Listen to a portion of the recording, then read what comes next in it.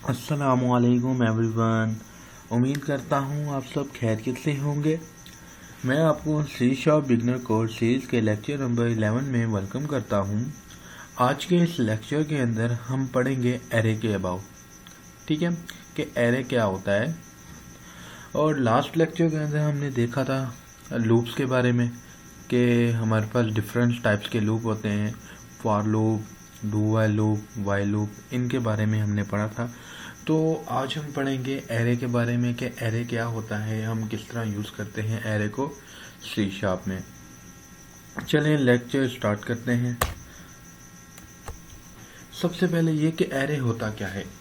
Array हमारे पास collection of data होता है। कलेक्शन ऑफ डेटा किस चीज़ की? Collection of data same type की। एरे के अंदर क्या करते हैं, हम मल्टीपल चीज़ें स्टोर करवा सकते हैं। मल्टीपल वेरिएबल्स अगर हमें बनाने हों तो उसके लिए हम एरे यूज़ करते हैं।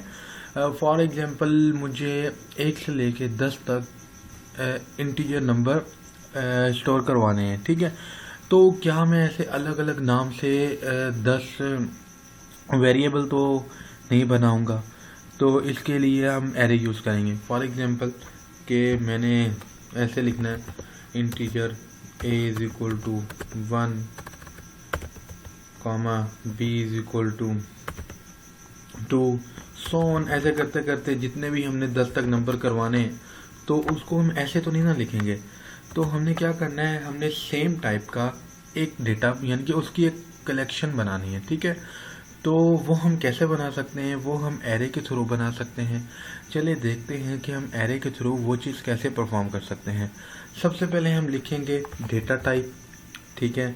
उसके बाद ये राउंड ब्रैकेट, ठीक है। और उसके बाद एरे का नाम, जैसे हम वेरिएबल हम डिक्लेयर करते थे ना, ऐसे इंटीजर, उसके बाद नेम, सेमीकोलन और इसी तरह। और ये जो राउंड ब्रैकेट है ये है एरे का साइन है, ठीक है।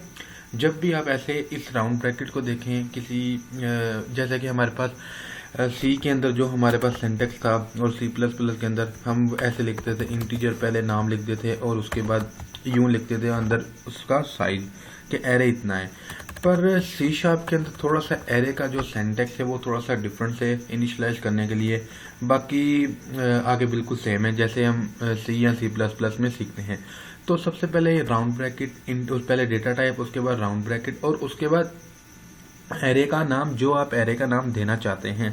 फॉर एग्जांपल मैं एरे का नाम दे देता हूँ एरे ही, ठीक है। और उसके बाद मैं लिख देता हूँ is equal to new integer और अगेन राउंड ब्रैकेट। और इसके अंदर मैं क्या करूँगा, उसकी साइज, ठीक है, ये होगी इसकी साइज। आपको इतना तो पता होगा कि जैसे अगर आपने सी या C++ पढ़ी होगी उसके अंदर एरे का कॉन्सेप्ट है, तो आपने इतना पता होगा कि जो भी हमारा एरे है वो हमारा शुरू कहाँ से होता है, मतलब उसकी स्टार्टिंग पॉइंट होती है बेसिकली 0, ठीक है। मतलब उसका इंडेक्स हमारा होता है 0, ठीक है। 0 से लेकर n-1 तक वो एरे हमारा एक्सिस्ट हो सकता है, ठीक है। तो हम अब देखते हैं, ये हमने एक एरे बनाया जिसकी साइज है 5। तो इसके अंदर मैं क्या कर सकता हूँ, ये मेरे पास एक कलेक्शन ऑफ डेटा बन गया इंटीजर टाइप का, ठीक है, जिसके अंदर मैं इंटीजर टाइप्स की वैल्यू स्टोर करवा सकता हूँ। मेरे पास कितने वेरिएबल बन जाएंगे, 5, ठीक है। अब हम देखते हैं कि इसको हम यूज़ कैसे कर सकते हैं, ठीक है। वो ऐसे एरे, ठीक है, इसके अंदर हम वैल्यू कैसे स्टोर करवाएंगे। उसके बाद हम सबसे पहले एरे का इंडेक्स लेंगे 0 का मतलब यहाँ पे 1। जो भी हमारा एरे है उसका इंडेक्स हमारा 0 से शुरू होता है, ठीक है। तो इज इक्वल टू मैं लिख दूंगा 1, ठीक है। उसके बाद एरे इंडेक्स ले दूंगा 1 और उसके बाद 2। इसी तरह हम देखते हैं पूरे सबको स्टोर करवाते हैं, जो कहाँ तक चलेगा, n-1 तक चलेगा। तो यहाँ पे मैं लिख देता हूँ 2,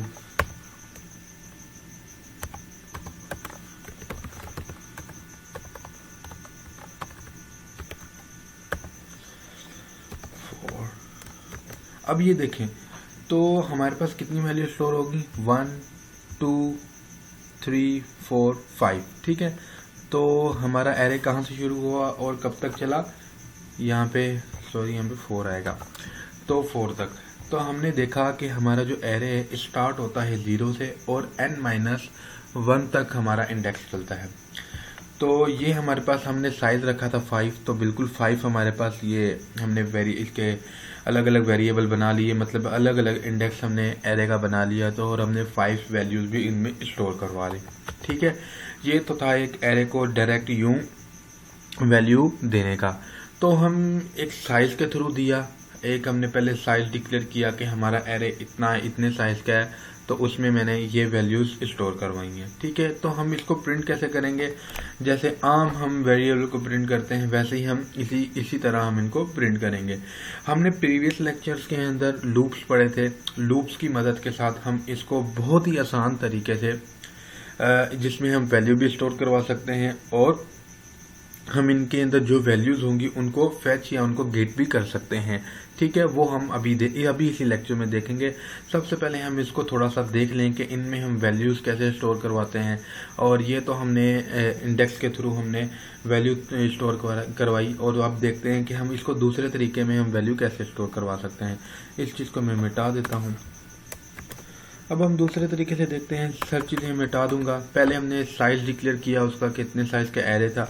अब मैं डायरेक्ट वैल्यू स्टोर करवाता हूँ। फॉर एग्जांपल 1 2 3 4 5, उसके बाद सेमी कॉलन।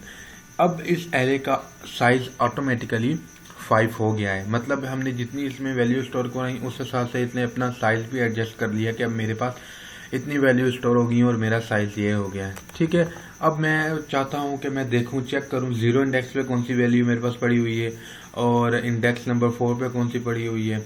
तो चलें अब हम देखते हैं। तो मैं लिखता हूँ कंसोल राइट लाइन, तो मैं यहाँ पे लिख देता हूँ एरे इंडेक्स 0,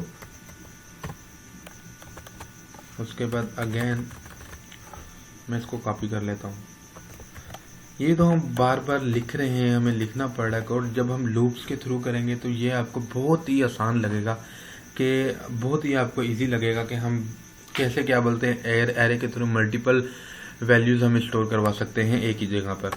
यहाँ पे मैं इंडेक्स कोई भी 3 दे देता हूँ कि इंडेक्स 3 पे कौन सा पड़ा है और इंडेक्स 1 पे। अब देखें मैंने रैंडमली पहले 0 वाले इंडेक्स से कोई वैल्यू उठा ली और अब उसके बाद 3 वाले इंडेक्स से और अब आए के 1 वाले इंडेक्स से। चले मैं इसको चेक करता हूँ कि हमारे पास 0 पे क्या पड़ा है, 3 इंडेक्स पे क्या पड़ा है और 1 पे क्या पड़ा है। कंट्रोल F5 करते हैं।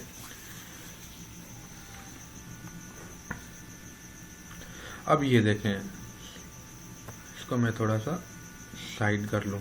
हमने देखा कि जो हमारा एरे है वो 0 इंडेक्स से शुरू होता है। जो 0 इंडेक्स पे जो वैल्यू पड़ी थी वो हमारे पास यहाँ पे प्रिंट हो गई, और उसके बाद हम देखें 3 इंडेक्स पे हमारी कौन सी वैल्यू पड़ी थी, 0 1 2 3। 3 के ऊपर हमारी पड़ी थी 4 और 4 हमारे पास प्रिंट हो गया। अब देखें हमारे पास 1 इंडेक्स पे कौन सी पड़ी है, 0 एंड 1। 1 पे पड़े हुए हमारे पास 2 वैल्यू। तो ये देखें, ये हमने एक एरे को इनिशियलाइज करवाना सीख लिया और उसको डिक्लेयर भी कैसे करते हैं, उसमें वैल्यूज कैसे हमने स्टोर करवा सकते हैं ये हमने देखा। और जिस टाइप का हमारे पास एरे होगा उसी टाइप की हम उसमें वैल्यूज स्टोर करवा सकते हैं। अब मैं इंटीजर टाइप का मैंने एरे बनाया है, इंटीजर टाइप का मैंने data of collection of data बनाया है। तो उसके अंदर मैं फ्लोट्स वैल्यू नहीं डाल सकता, उसके अंदर मैं डबल वैल्यू नहीं डाल सकता। तो इसी तरह इस चीज़ का ध्यान मस्ट रखना है कि जिस टाइप का हम कलेक्शन ऑफ डेटा बनाएंगे, जिस टाइप का हम एरे बनाएंगे, उसी टाइप की हमने उसमें वैल्यू स्टोर करवानी है। चलें अब हम देखते हैं कि हम लूप्स के थ्रू कैसे एरे को एक्सेस कर सकते हैं। एक हमारे पास ये एरे जो हमने बनाया जिसमें 5 वैल्यू थी। अब हम इसको फॉर लूप के सबसे पहले तो हम फॉर लूप के थ्रू इसको हल करेंगे। मैं लिखूंगा फॉर, और हमें पता है हमने एक माइंड के अंदर एक देखा हुआ, हमने अपने माइंड के अंदर बैठाना है कि जो एरे हमारा जब शुरू होगा 0 से शुरू होगा, हम इंटीजर कोई वैल्यू लेंगे i = 0, हम 0 से रखेंगे। उसके बाद मैं इसमें रखूँगा कंडीशन ऐसे लगाऊंगा ताकि हमें जो भी रिजल्ट मिले उस कंडीशन में n-1 तक मिले। हमारा एरे 5 तक का था और उसको हम कैसे यूज़ करेंगे, 0 से लेके लेस देन 5, मतलब लेस देन 5 0 1 2 3 4 तक हमारी ये कंडीशन ट्रू होगी और हमारे पास हमारी वैल्यूज आएंगी। तो आई के अंदर इंक्रीमेंट करते हैं, उसके बाद बॉडी अब मैं लिखता हूँ कंसोल डॉट राइट लाइन, उसके बाद मैं लिखूंगा एरे और उसका इंडेक्स अब मुझे देखना है कि सब, अब मैं इंडेक्स की जगह ये वेरिएबल आई जो हमने यूज़ किया है इसको हम दे देता हूँ। आई की इनिशियल वैल्यू हमारे पास 0 है। अब जैसे जैसे वैल्यू इंक्रीमेंट होती जाएगी तो उस लिहाज से जिस इंडेक्स पे जो वैल्यू पड़ी होगी वो हमें आउटपुट मिल जाएगा उसका।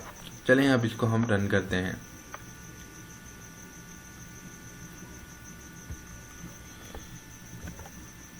ये हमने रन किया, देखें अब हमारे पास 1 2 3 4 5 और बिल्कुल जो वैल्यू हमारे एरे के अंदर थी वही वैल्यू हमें यहाँ पे आउटपुट में ही आ रही है। वो कैसे है? सबसे पहले हमारी आई की वैल्यू थी 0 और 0 इंडेक्स पे जो चीज़ पड़ा था वो यहाँ पे हमें मिल गया।